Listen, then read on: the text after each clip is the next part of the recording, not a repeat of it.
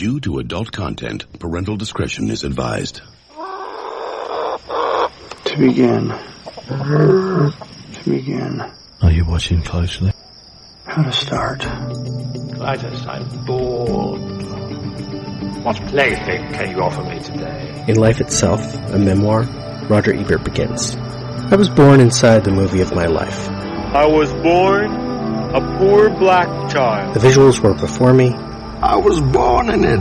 The audio surrounded me. Molded by it. The plot unfolded inevitably, but not necessarily. I don't remember how I got into the movie, but it continues to entertain me. At first, the frames flicker without connection. We all are born with a certain package. We are who we are. Where we were born, who we were born as, how we were raised. We're kind of stuck inside that person. And the purpose of civilization and growth is to be able to reach out and empathize a little bit with other people. And for me, the movies are like a machine that generates empathy. It lets you understand a little bit more about different hopes, aspirations, dreams, and fears. It helps us to identify with the people who are sharing this journey with us. Here's the deal. You just give me the facts. Just the facts. Only the facts. Breathe. Focus. Keep it simple. No doubt. Okay. Welcome to Cock and Bull Movie Talk, what used to be a Tristram Shandy story, in which, apparently, obviously, we don't talk about Tristram Shandy minute by minute. But isn't that the point? Good Lord, what is this story all about? Cock and a bull story. Here's your host, me, Professor Robert E. G. Black. For example, this is episode 53. So, let's take a look at minute 53 of the Spitfire Crow. Percy and Joe hanging out in his land with all the trees. Look at them all. If that ain't beautiful, I don't know what is. That's what she says. This character's inherently optimistic even though her life has been awful. He barely appreciates it, so he says, Yeah. That's a shame that's all they are. And about 80 years ago, before anyone knew any better, they clear-cut through here. Took down everything. This is the stuff you get back. It's no good for lumber. It's not even good enough to pulp for paper. This is all just worthless. But she doesn't care about that. She just cares how it looks. How it feels. Yeah. I don't know nothing about trees, but they was mine. He couldn't drag me away with a runaway train. No matter how worthless people said it was. Now, his land does end up having some value later in a unrelated subplot that barely matters. Probably one of the aspects that makes it more of a Christian film, as it were. A segment of the film that I had forgotten about after years since I had watched it last. Some scientist is out there checking his trees for some potential thing for, I think, for curing cancer. It's very... So what do you want to show me? Just these. The worthless trees? Maybe not anymore. I come upon this fella out here the other day. Turns out he's some sort of a research scientist. Mm-hmm. He said he'd been looking all over the north for this special medical compound that can only be found in the bark of trees. If you can believe it. Now, he was figuring that it had to be only in first growth trees, but he couldn't find it. And then he come up here and saw these. It turns out that this compound he's after only happens in stump growth, like this. When a tree tries to regenerate itself, he said he could kick himself for being so stupid. Because he works for this drug company, right? He's talking about setting up a project out here. Harvest all the bark and to stimulate more stump. It's very brief and sudden and out of nowhere and nothing to do with the main plot. Joe is barely a character here. In fact, in the musical version, Joe doesn't exist. Joe is combined with the sheriff to minimize cast, you know. I don't recall if this tree thing is even part of that story. I guess it wouldn't have to be, because now Joe, or whatever his character's name is, I don't recall, has other things to do. The minute ends with her just leaning up against the tree, enjoying it all, and we cut to Hannah, rolling dough in the... Wait, is that Hannah? Oh no, Percy's making a pie. That's right, Percy makes Joe a pie. Percy's rolling dough, like for the first time in her life. Shelby's helped her. Because that's how this movie is. People do things for other people. Joe's father, he wasn't in this minute, but he was in the previous one, I think. It'll be in the movie later. He never goes outside. He's old. He just sits in a chair and watches TV all day. Percy inspires him to go outside later. Because he reads some of the letters. People explaining why they want the Spitfire. Why they want to move to Gilead. The town is moved by these things. I know I said I didn't think of the movie as a quote-unquote Christian film. It's obviously Christian-friendly. It's wholesome. It's nice. But I'm looking at a review for the film from Christian Spotlight on Entertainment, a ministry of ChristianAnswers.net. They gave it 4.5 stars. Moral rating was better than average. Nice. Says the film is brimming with quality, an excellent script, excellent acting, deep, believable characters, and an ending that is both sobering and inspiring. There is no nudity or even implied sex, no more than 6 or 7 profanities, and only very minor violence. Someone gets slapped, someone else gets a couple of verbal whippings. A frank explanation by Percy of the painful secret that led to her imprisonment does make this exceptional film inappropriate for anyone but adults and older teens. Overall, this independently produced film is an excellent choice with several refreshing Christian overtones. Oh no. I come into it thinking, wait, if it's a Christian film, does that mean I have to stop liking it? But I think it doesn't stray far from things I like. Scroll down to viewer comments. Oof. Get distracted. Christian themes and lessons abound, including life from death, personal responsibility, withholding judgment, and showing mercy. It does not gloss over sin or pretend that it has no consequences, but it also shows that sin can take root in people's lives in different ways. Hannah and Nahum have their own sin patterns that they must face and deal with, just as much as Percy does. Not sure what Hannah's sin is in that sense. I don't know. Probably some Jedi notion. Yoda got in here, told him about what leads to the dark side. Afraid, are you? No, sir. See through you. We can. Be mindful of your feelings. Your thoughts dwell on your mother. I miss her. Afraid to lose her, I think. What has that got to do with anything? Everything. Fear is the path to the dark side. Fear leads to anger. Anger leads to hate. Hate leads to suffering. Being sad is sin. Fuck you. I'm reading into it, yeah. But beware of the dark side. Anger, fear, aggression. The dark side of the force are they. Easily they flow, quick to join you in a fight. If once you start down the dark path, forever will it dominate your destiny. Consume you it will. That's how it goes, though. The movie does have an adult theme, but then I would probably say the same thing about Gone with the Wind. Well, you probably shouldn't watch Gone with the Wind if you're a Christian. Or anybody. That's fine. It's problematic, but made in the 30s, talking about the 1800s, you know what you're getting. I would recommend it very highly to Christians to view and discuss among themselves and their older teens. And I recommend very few movies made after 1970. Ugh. So you're old. Okay. Another one says, excellent film, don't miss this one.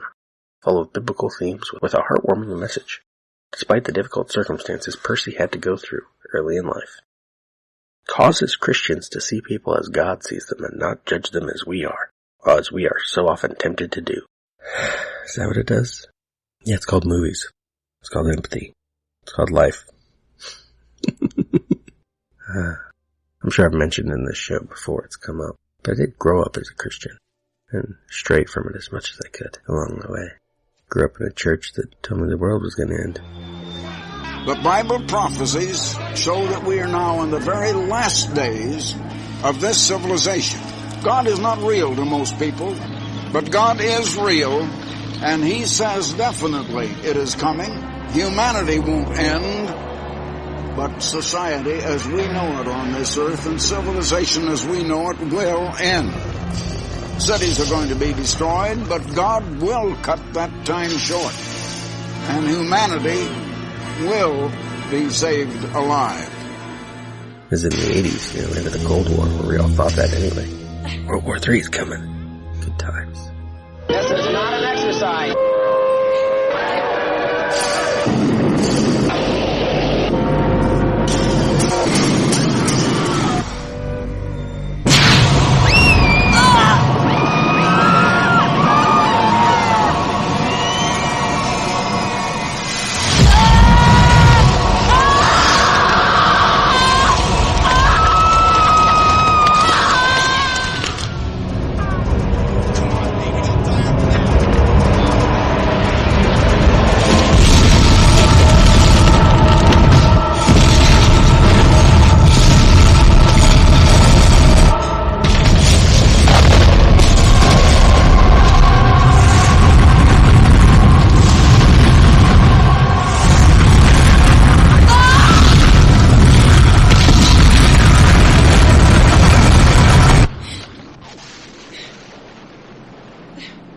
all this Top 36, it's a bunch of movies that are about damaged people, about people having to care about other people, doing things for other people.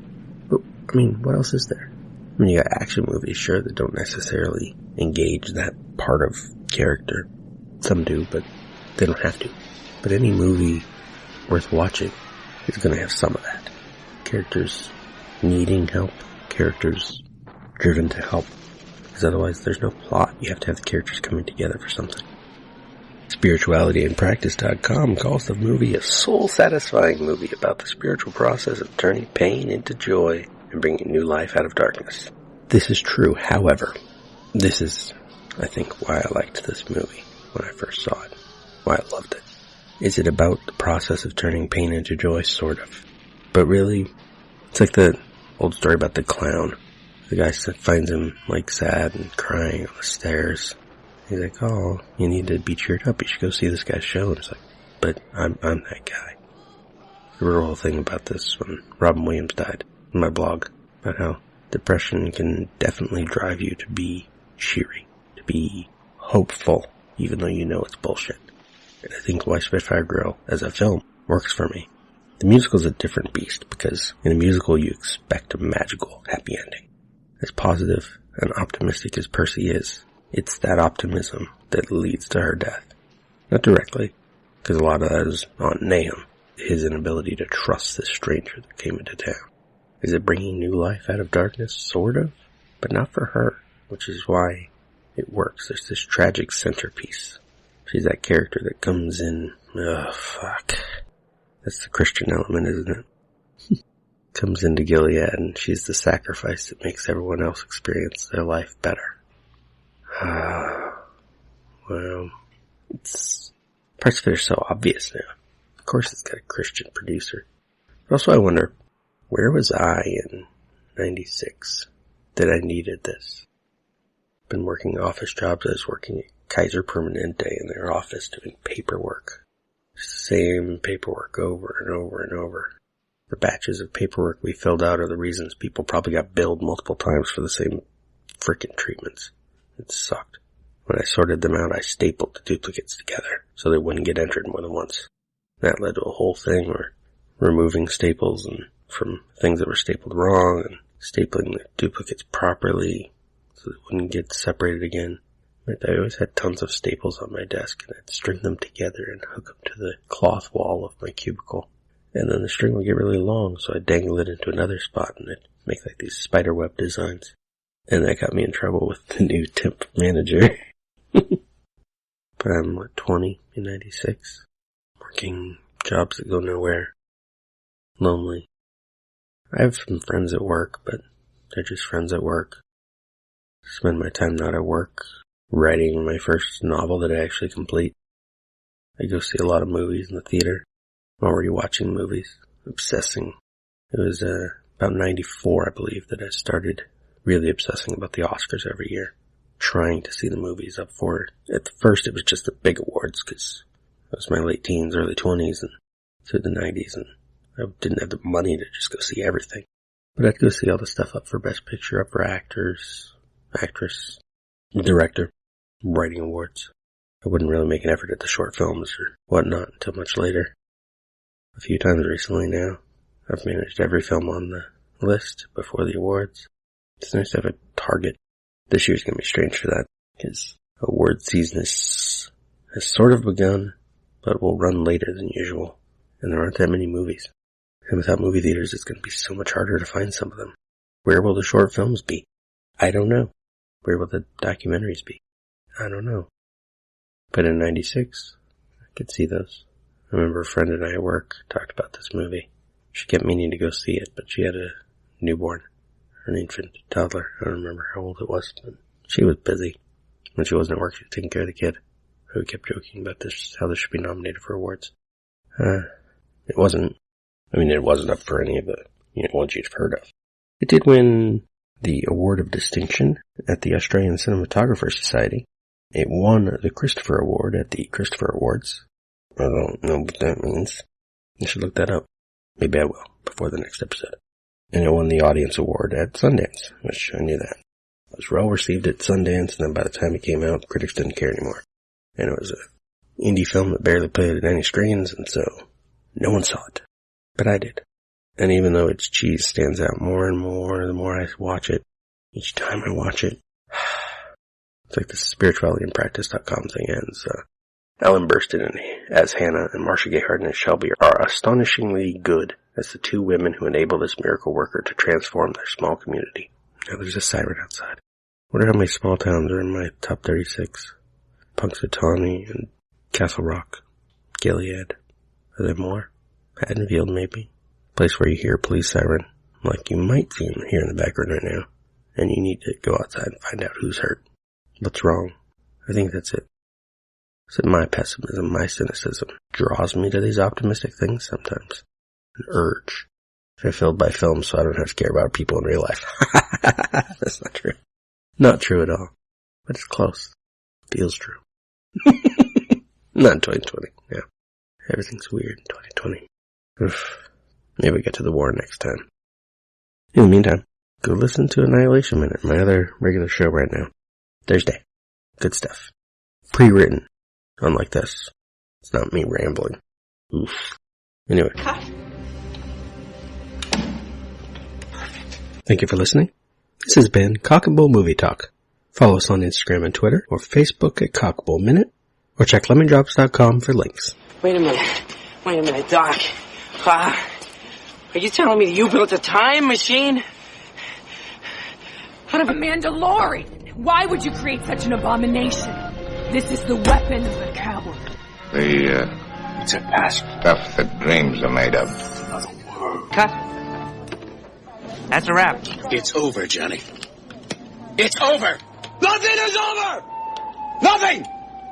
You just don't turn it off! Shut up! Shut the fuck! You have no right to take me. Shut up! Will you shut up? Shut up! Rejoice for those around you who transform into the Force. Mourn them, do not. Miss them, do not. Shut up! Attachment leads to jealousy. The shadow of greed, that is still here? Shut up! What must I do, Master Yoda? Now! Train yourself to let go. It's over. Of everything you fear to lose. Go home. Go.